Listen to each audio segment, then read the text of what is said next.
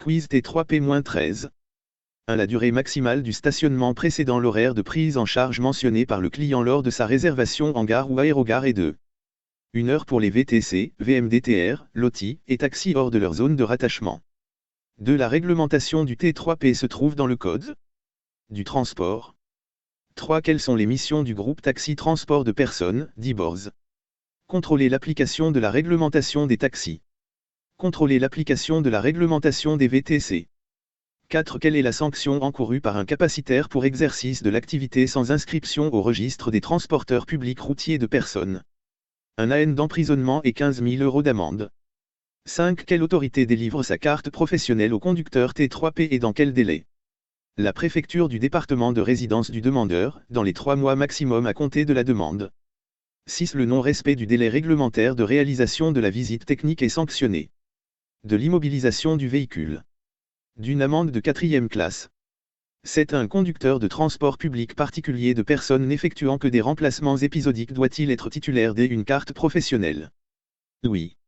8. Parmi ces documents, lesquels sont communs à toutes les professions du T3P? Carte professionnelle.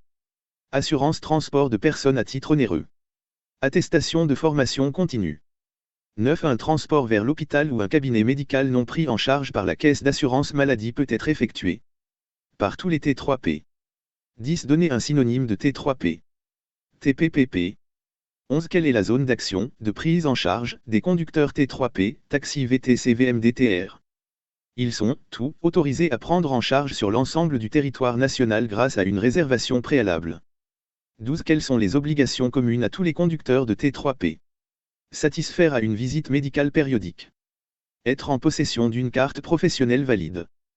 13. Un chauffeur T3P passe sa visite médicale le 20 avril 2021, il a 65 ans, à quelle date devra-t-il renouveler sa visite? Le 20 avril 2023.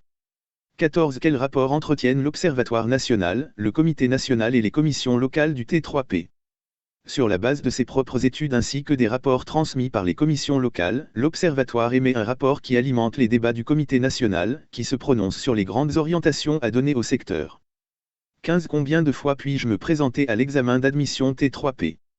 3 fois à partir de la date d'anniversaire de l'examen d'admissibilité.